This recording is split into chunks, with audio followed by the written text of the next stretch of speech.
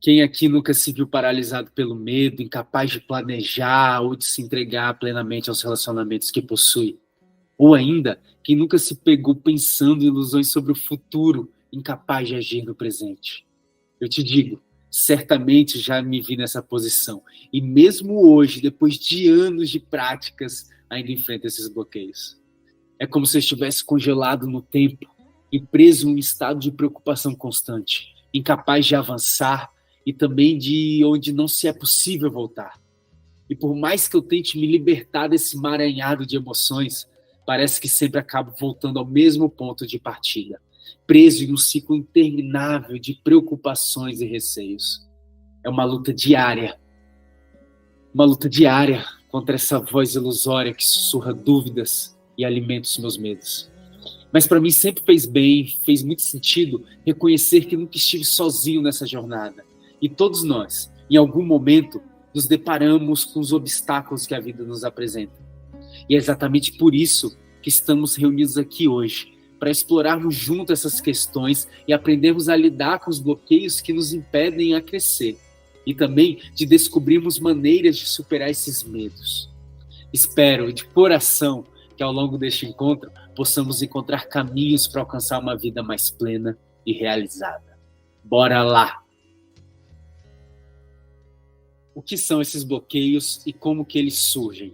Bom, os bloqueios são mecanismos desenvolvidos pela nossa estrutura corpo e mente para que a gente possa sobreviver.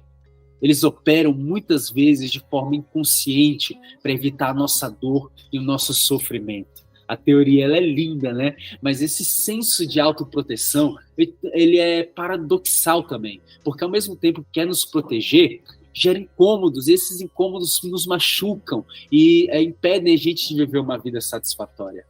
Esses bloqueios ainda podem se apresentar de diversas formas, como medos irracionais, crenças limitantes, padrões de comportamento autossabotadores, ou até mesmo sintomas físicos de ansiedade e estresse.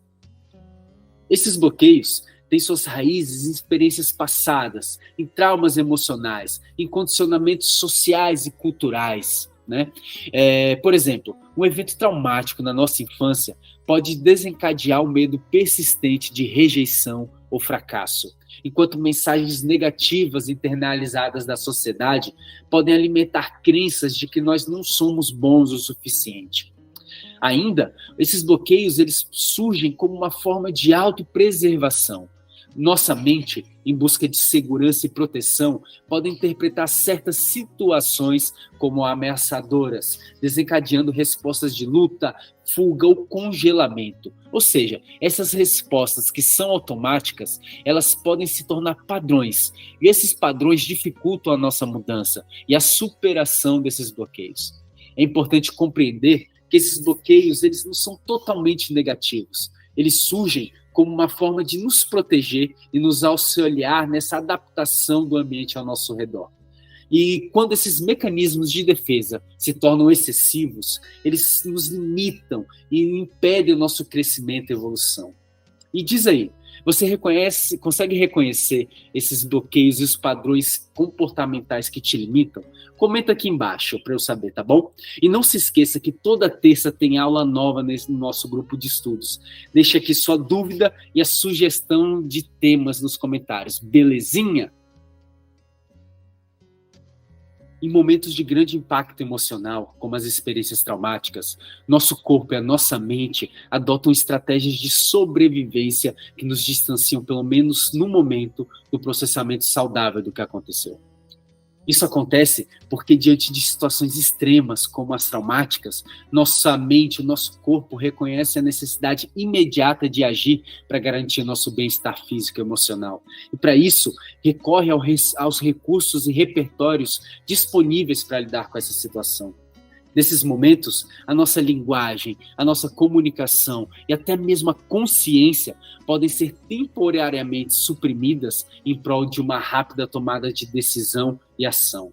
Sim, isso é um caminho de aprendizado e é como se fosse um atalho.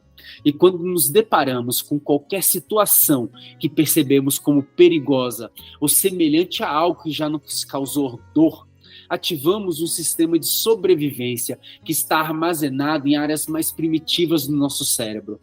E esse acesso nos leva ao automatismo da ação. E, sinceramente, isso pode ser bastante frustrante. Muitas vezes pensamos, estou pronto para fazer de uma outra maneira, de uma outra forma, mas acaba que fazemos tudo igual. Duas coisas. Se o que você está vivendo não apresenta perigo, repita para você mesmo: estou em segurança. Segunda coisa, seja gentil com você mesmo. Não se cobre tanto. Não se cobre tanto. Um novo aprendizado é sedimentado por meio das experiências. Isso é consciência. Beleza? O corpo, como estrutura psicofísica, se envolve e registra os momentos vividos. Não se trata apenas de lembrar a imagem ou o sentimento em si. Cada parte do corpo que experimentou aquela sensação, captada pelos nossos sentidos, fica marcada. Isso me faz refletir sobre o trauma. Muitas vezes, associamos a palavra a imagens e lembranças de eventos extremamente trágicos e violentos. Mas o trauma pode surgir até mesmo em situações aparentemente comuns, como uma apresentação em público, por exemplo. O impacto do trauma não está necessariamente na gravidade da situação, mas sim na maneira como ela é percebida e processada pela pessoa. Então, como superar os medos e os bloqueios? Cada vez mais, as pesquisas, principalmente na área da neurociência, têm demonstrado que a percepção que temos do nosso próprio comportamento nem sempre corresponde ao que desejamos. Ou seja, muitas vezes queremos e tentamos agir de outra forma, mas o comportamento acaba sendo sempre o mesmo. Essa desconexão entre nossas intenções e ações é resultado de diversos fatores. Mas, em primeiro lugar, os nossos cérebros são altamente influenciados por padrões e hábitos pré-existentes, que foram moldados ao longo do tempo por experiências passadas, aprendizados e condicionamentos, por exemplo. Mesmo quando estamos conscientes de que queremos mudar o nosso comportamento, esses padrões enraizados exercem uma poderosa, uma magnífica influência sobre as nossas ações, dificultando imensamente mudanças significativas.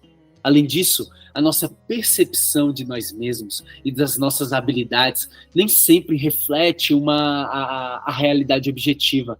Muitas vezes, superestimamos nossa capacidade de agir de acordo com as nossas intenções e subestimamos as barreiras e desafios que podem surgir no caminho. Isso nos leva a uma diferença entre as nossas expectativas, sempre elas, e a realidade. E a verdade é que, mesmo ao buscar o autoconhecimento, nossos medos e bloqueios podem sim sabotar os nossos esforços em direção à transformação. Porque o autoconhecimento, ele não é uma solução mágica que faz desaparecer instantaneamente todos os nossos receios e limitações. Pelo contrário, é um processo contínuo e desafiador, onde confrontamos e trabalhamos esses obstáculos internos, muitas vezes enraizados profundamente na nossa psique e no nosso corpo. Reconhecer essa realidade nos permite abordar esses desafios com compaixão e perseverança, entendendo que o autoconhecimento é um processo de autodescoberta que demanda tempo, paciência e amorosidade. Seja gentil. Então, como transformar? O nosso cérebro, ele é altamente plástico, o que significa que possui uma capacidade incrível de se adaptar, mudar e se transformar ao longo do tempo em resposta a novas experiências e novos aprendizados e novos ambientes. Se há um segredo ou uma receita para a transformação, aqui está, é a experiência. Novas experiências e desafios promovem novos aprendizados e sensações que estimulam o desenvolvimento de novas conexões neurais e nos proporcionam uma nova perspectiva sobre o mundo e as relações que nos circundam.